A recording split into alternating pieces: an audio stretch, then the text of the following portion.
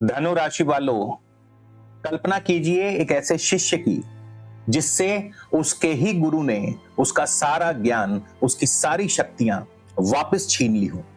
वो अंधकार में खड़ा है, निराश है और उसके पास कोई रास्ता नहीं बचा। लेकिन फिर ऐसी बाजी पलटती है कि वही शिष्य सूर्य देव के वरदान से शून्य से शिखर तक का सफर तय कर लेता है। विष्णु पुराण के तीसरे अंश के 5वें अध्याय में महर्षि याज्ञवल्क्य की यही स्थिति थी। जब उनके गुरु वैशंपायन ने क्रोध में आकर उनसे अपना दिया हुआ सारा यजुर्वेद ज्ञान वापस मांग लिया, तो याज्ञवल्क्य जी शून्य में चले गए। लेकिन उन्होंने हार नहीं मानी। उन्होंने सीधे ब्रह्मांड के सबसे बड़े ऊर्जा स्रोत सूर्य देव की आराधना की और सूर्य देव ने प्रसन्न होकर उन्हें वो ज्ञान और शक्ति दी जो उनके गुरु के पास भी नहीं थी, जिसे आज हम शुक्ल यजुर्वेद कहते हैं। मैंने ये कथा आपको क्यों सुनाई? क्योंकि अप्रैल 2026 में आपकी स्थिति महर्षि याज्ञवल्क्य जैसी होने वाली है। 1 अप्रैल से 13 अप्रैल तक आपके चौथे भाव में मंगल, शनि और नीच के बुध ऐसा चक्रव्यूह बना रहे हैं जो आपकी रातों की नींद और दिन का चैन छीन सकते हैं। आपको लगेगा सब कुछ हाथ से फिसल रहा है, लेकिन 14 अप्रैल 2026 ये इस महीने का हीरो दिवस है। इसी दिन आपके भाग्य के स्वामी सूर्य देव आपके इस अंधकारमय चक्रव्यूह को तोड़कर आपकी राशि से 5वें त्रिकोण भाव यानी बुद्धि और पूर्व पुण्य के भाव में अपनी उच्च राशि में प्रवेश करेंगे।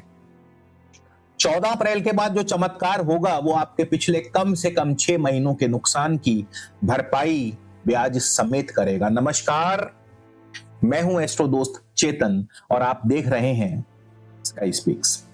दोस्तों, आज हम डिकोड करेंगे धनु राशि के लिए अप्रैल 2026 का ये मास्टरमाइंड गेम। ये राशिफल आप अपनी चंद्र राशि यानी मून साइन और लग्न राशि दोनों से देख सकते हैं। चंद्रमा मन है तो लगन परिस्थितियां हैं, और ये मन परिस्थितियों से कैसे निपटता है ये इन दोनों के अध्ययन से ही पता चलेगा। अतः गोचर फल हमेशा दोनों से ही देखना चाहिए। पिछले महीने मार्च के महीने में मैंने आपसे कहा था कोई बड़ी डील अटक सकती है, तो क्या सच में आपके साथ पिछले महीने ऐसा कुछ हुआ या नहीं? कमेंट में ईमानदारी से बताइएगा। तो चलिए अब शुरू करते हैं अप्रैल महीने का राशिफल, और सबसे पहले जानते हैं ग्रहों की गोचर स्थिति। तो 1 अप्रैल 2026 को ग्रह गोचर स्थिति आप देख सकते हैं। मंगल, बुध, राहु आपके तृतीय भाव में है कुंभ राशि में, सूर्य शनि जो है आपके मीन राशि चौथे भाव में है, शुक्र मेष राशि पंचम भाव में, गुरु मिथुन राशि सप्तम भाव में और केतु सिंह राशि नवम भाव में।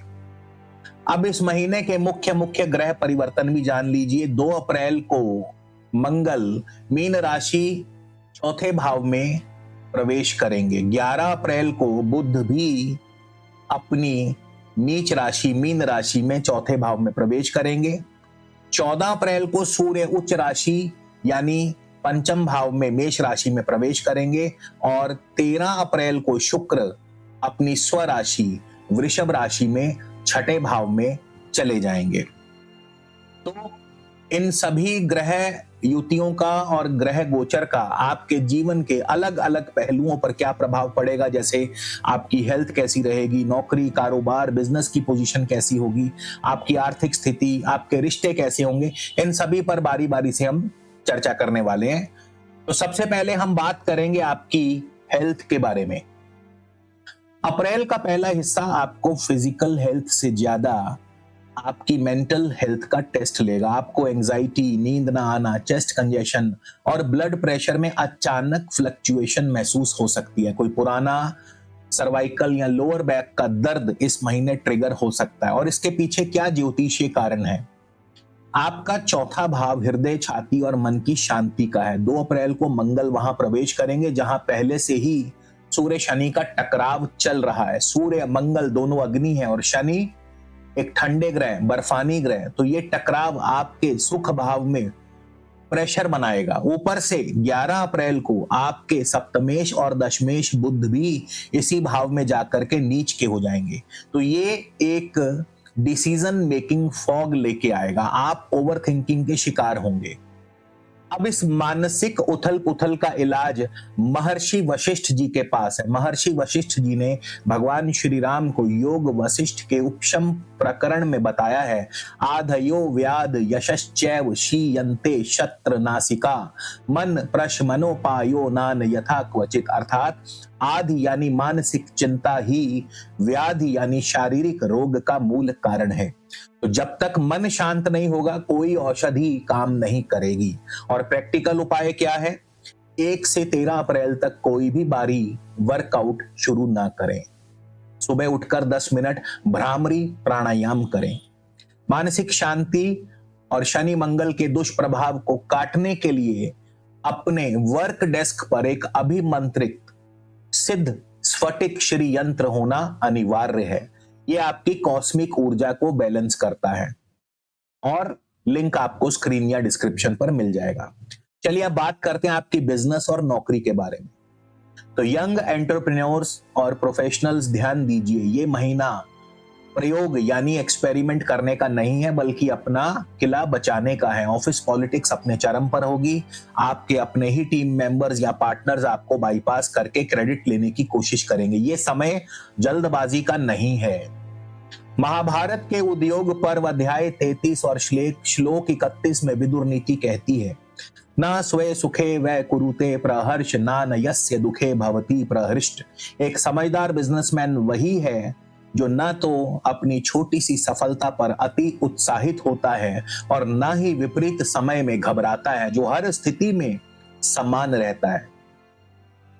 11 अप्रैल के आसपास कोई महत्वपूर्ण कॉन्ट्रैक्ट या एग्रीमेंट कैंसिल हो सकता है, डिले हो सकता है, लेकिन 14 अप्रैल के बाद अचानक आपके बॉस या मार्केट के बड़े इन्वेस्टर्स का सपोर्ट आपको मिलेगा और आप बाजी पलट देंगे। नौकरी पेशा लोगों के लिए यह समय किसी वरदान से कम नहीं। आपके आइडियाज को सीनियर्स सराहेंगे, आपको कोई बड़ी जिम्मेदारी या प्रमोशन मिलने के प्रबल योग बनेंगे। सरकारी क्षेत्र से जुड़े लोगों को इस दौरान असाधारण सफलता मिल सकती है। यानी सूर्य के अपनी उच्च राशि में आते ही शून्य से शिखर का सफर जो है आपका शुरू होगा। तो जो लोग व्यापार में हैं वे भी नई और साहसिक योजनाएं बना पाएंगे। आपका आत्मविश्वास आसमान पर होगा जिससे आप अपने प्रतिद्वंदियों को आसानी से पीछे छोड़ देंगे। और अगर आप कोई नया स्टार्टअप शुरू करने की सोच रहे हैं तो 14 अप्रैल के बाद का समय शुभ है। अब ये स्थितियां क्यों बनी? आपका शुरुआत में जो स्ट्रगल है वो तो बुध जो है आपके दशमेश है। 11 अप्रैल को बुध मीन राशि में नीच के हो रहे हैं। तो ऐसे में जब व्यापारिक ग्रह बुध नीच हो जाए तो मिसकम्युनिकेशन और गलतियां होने के चांसेस ज्यादा है। लेकिन ये जो शून्य से शिखर का सफर है ये सूर्य आपसे करवाएंगे। सूर्य का वरदान मिलेगा 14 अप्रैल को। 14 अप्रैल को सूर्य आपके पंचम भाव में उच्च होंगे तो ये आपको अथॉरिटी दिलवाएंगे। आपके लीडरशिप स्किल्स जो हैं निखर कर बाहर आएंगे। अब 14 अप्रैल तक जो मार्केट स्ट्रेटेजी है वो क्या कहती है कि 14 अप्रैल तक आप साइलेंट काम करें, कोई नई पार्टनरशिप डीड साइन ना करें, जो चल रहा है उसे चलने दीजिए। लेकिन 14 अप्रैल से आप अपनी स्ट्रेटेजी लॉन्च करें। नीच के बुध के उपाय के तौर पर अपने ऑफिस के डेस्क के उत्तर दिशा में एक ग्रीन एवेंचुरिन का ट्री जरूर रखें। यह आपके कम्युनिकेशन फ्लो को सुधारेगा और इसे प्राप्त करने के लिए लिंक आपको स्क्रीन पर या डिस्क्रिप्शन में मिल जाएगा। अब बात करेंगे आपके फाइनेंस की। अप्रैल के पहले 2 हफ्ते कैश लिक्विडिटी की भारी समस्या रहेगी। पैसा कागजों में दिखेगा लेकिन बैंक अकाउंट में नहीं। कोई फंसा हुआ पेमेंट अटक सकता है। इसके अलावा भी वाहन या प्रॉपर्टी के ऊपर कोई अचानक मोटा खर्चा आ सकता है। ऐसे में चाणक्य नीति प्रथम अध्याय श्लोक 6 में कहती है, आपदर्थे धनम रक्षे दारान, अर्थात भविष्य में आने वाली अनिश्चितताओं और विपत्तियों से निपटने के लिए बचत यानी सेविंग्स करना अनिवार्य है। ऐसे बुरे वक्त में आपकी बचत काम आती है, लेकिन 14 अप्रैल के बाद अचानक किसी शॉर्ट टर्म इन्वेस्टमेंट या ट्रेडिंग से अनपेक्षित मुनाफा होगा, सडन गेन्स। ये गोचर आपके लिए धन के नए रास्ते खोलने वाला है। निवेश से बड़ा लाभ होने की संभावना बनेगी। आपकी आय में वृद्धि होगी। अटका हुआ पैसा भी वापस मिल सकता है, क्योंकि आपके धनेश और लाभेश क्रमशः शनि और शुक्र, शनि चौथे हाउस में पहले शुरुआत के दिनों में मंगल के साथ संघर्ष कर रहे हैं, जो प्रॉपर्टी पर खर्चा दर्शाते हैं। 14 अप्रैल को भाग्येश सूर्य पंचम भाव, यानी पंचम भाव जो शेयर मार्केट का स्पेकुलेशन का है, उसमें उच्च के होंगे। 19 अप्रैल को शुक्र भी अपनी स्वराशि वृषभ राशि में छठे भाव में अर्थ त्रिकोण में आएंगे, आपके रुके हुए पैसों का फ्लो खोल लेंगे। और गुरु सप्तम भाव में क्या कर रहे हैं? गुरु की दृष्टि आपके लाभ स्थान को लगातार देख रही है, जो आपको आर्थिक मजबूती प्रदान करती है। अप्रैल में लिक्विड कैश को होल्ड करके रखें। कोई भी बड़ा ओवरड्राफ्ट या नया लोन इस महीने ना लें। और गुरु की दृष्टि जो कि लाभ स्थान पर है, अपने गुरु को यानी अपने लग्नेश को और ज्यादा मजबूत करें। इसके लिए आप एक पुखराज या सिट्रिन धारण कर सकते हैं। पुरुष दाएं हाथ की तर्जनी अंगुली में और महिलाएं बाएं हाथ की तर्जनी अंगुली में। ये आपकी वित्तीय दूरदर्शिता यानी फाइनेंशियल विजन को 10 गुना बढ़ा सकता है, और इसको प्राप्त करने के लिए भी लिंक दिया गया है। अब रिश्तों की बात करते हैं। ये महीना आपके निजी जीवन में उथल पुथल मचा सकता है। अगर आप शादीशुदा है, जीवन साथी के साथ ईगो क्लैश हो सकता है। अगर आप प्रेम प्रसंग में हैं तो कोई तीसरा व्यक्ति आपके बीच में गलतफहमी पैदा करेगा। किसी बहुत करीबी मित्र या रिश्तेदार से धोखा भी मिल सकता है, या पीठ पीछे बुराई सुनने को मिल सकती है। क्यों? क्योंकि आपका सप्तम भाव जो विवाह और पार्टनरशिप का है, जिसके स्वामी बुध हैं, 11 अप्रैल को नीच हो रहे हैं। और सप्तमेश का नीच होना यानी पार्टनरशिप या पार्टनर के साथ कड़वाहट पैदा करता है। 19 अप्रैल को जब शुक्र प्रेम के कारक छठे भाव में शत्रु भाव में जाएंगे, तो रिलेशनशिप्स में प्रैक्टिकलिटी भारी पड़ेगी, रोमांस गायब हो जाएगा। पंचम भाव का उच्च का सूर्य सुपीरियरिटी कॉम्प्लेक्स यानी अहंकार ला सकता है। आप झुकना पसंद नहीं करेंगे। तो इस महीने करना क्या है? रिएक्ट नहीं करना, रिस्पॉन्ड करना है। पार्टनर को कोई भी चुभती हुई बात तुरंत ना कहें, पलटकर जवाब ना दें। 11 से 30 अप्रैल तक अपने सीक्रेट्स किसी के साथ शेयर ना करें। और शुक्रवार के दिन सफेद मिठाई अवश्य दान करें, इससे शुक्र के नेगेटिव प्रभाव कम होंगे। अब बात करेंगे आपके शत्रुओं की, गुप्त शत्रु, आपके लीगल मैटर्स की। तो इस महीने आपके शत्रु बहुत ज्यादा एक्टिवेट रहेंगे। अगर कोई कोर्ट केस चल रहा है तो 15 अप्रैल से पहले कोई भी आउट ऑफ कोर्ट सेटलमेंट करने की कोशिश ना करें, आप नुकसान में रहेंगे। वर्क प्लेस पर आपके खिलाफ कोई साजिश रची जा सकती है। आचार्य चाणक्य की नीति कहती है, नात्यंतम विश्वसेत कंचिद विश्वस्तमपि सर्वदा। अर्थात ये श्लोक सिखाता है कि किसी पर भी पूर्ण विश्वास यानी ब्लाइंड ट्रस्ट नहीं करना चाहिए, यहां तक कि सबसे निकटतम मित्र या संबंधी पर भी। चाणक्य के अनुसार मनुष्य का स्वभाव परिस्थितियों और लोभ के अनुसार बदल सकता है। और ऐसा क्यों होगा? क्योंकि छठे भाव में शत्रु राशि वृषभ राशि, और यहां कौन बैठे हैं? यहाँ शुक्र आएंगे।